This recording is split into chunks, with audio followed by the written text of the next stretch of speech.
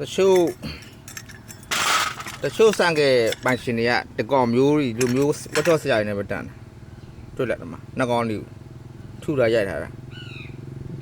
တွေ့လားနော်လက်ခဟိုဆိုင်မှာပဲဒီလောက်ပဲတောင်းတာဒီဆိုင်မှာပဲဒီလောက်တောင်းတာဟိုမှာပြင်ဒီလောက်ပဲကြားတယ်ဟိုမှာပြင်တာဒီလောက်ပဲဒါဒီနာသွားတာကြတော့သူတို့မမြင်ဘူးနော်ဒါဒီမှာဒီချက်တန်းတွေဒါတွေထုဖြုတ်ဆိုဒီချက်တန်းတွေကဘာဖြစ်သွားမလဲစဉ်းစားကြည့်ဒီကရိုင်းတွေဒီမှာနော်ဒီနှက်ကောင်းလေးထုဖြုတ်ပြီးဆိုဒီကရိုင်းတွေဘာဖြစ်သွားမလဲဘာစဉ်းစားကြည့်နော်ဒီမှာနှက်ကောင်းလေးတော့မနေဖြစ်နေဒီဆန်ကစားကဒီပါနည်းနည်းချောလိုက်တာနဲ့မပြီးတော့ဘူးဒီပါတအားလိုက်ဆိုရင်ဒီမှာစားနေပြီဒါလဲရမှာလဲရင်မလဲရင်တာ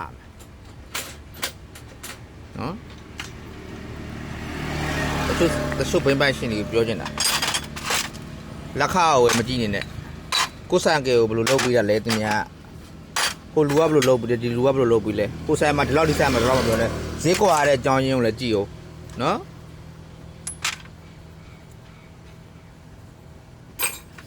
ဒါလေးလောက်တာဒီလောက်ကြလာတော့မပြောနဲ့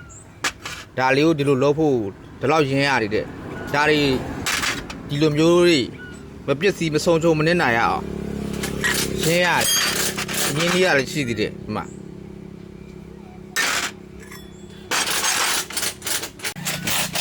နော်ဒါမျိုးဆိုဒါမျိုးတီးနဲ့ဖြုတ်ပြီးတယ်ကျွန်တော်တို့ရှိမှာနော်ဒီမှာ